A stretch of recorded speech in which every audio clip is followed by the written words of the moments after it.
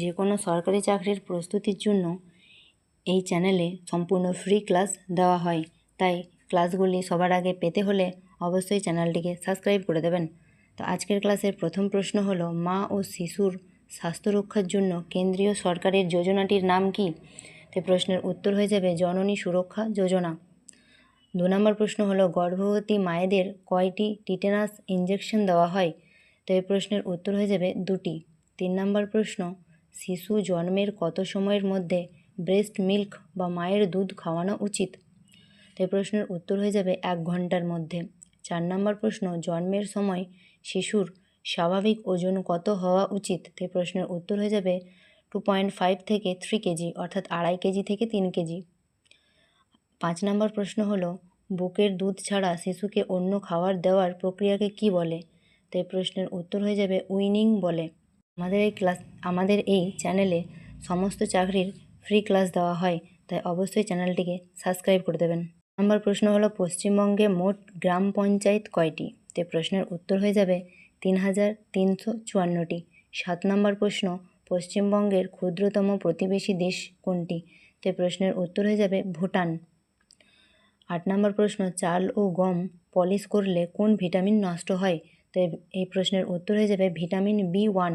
9 নম্বর প্রশ্ন, কোন ভিটামিন তাপে নষ্ট হয়? এর উত্তর হবে ভিটামিন সি। 10 নম্বর প্রশ্ন, আয়োডিনের অভাবে প্রাপ্তবয়স্কদের কী রোগ হয়? তো প্রশ্নের উত্তর হয়ে যাবে গলগণ্ড রোগ হয়। 11 নম্বর প্রশ্ন হলো, কাকে রিয়েল ফুড বলা হয়? তো প্রশ্নের উত্তর কী হবে না, দুধকে বলা হয় রিয়েল ফুড। নম্বর প্রশ্ন, সুস্থ মানুষের BMI এর স্বাভাবিক মাত্রা কত? তো প্রশ্নের উত্তর হয়ে যাবে 18.5 থেকে 24.9।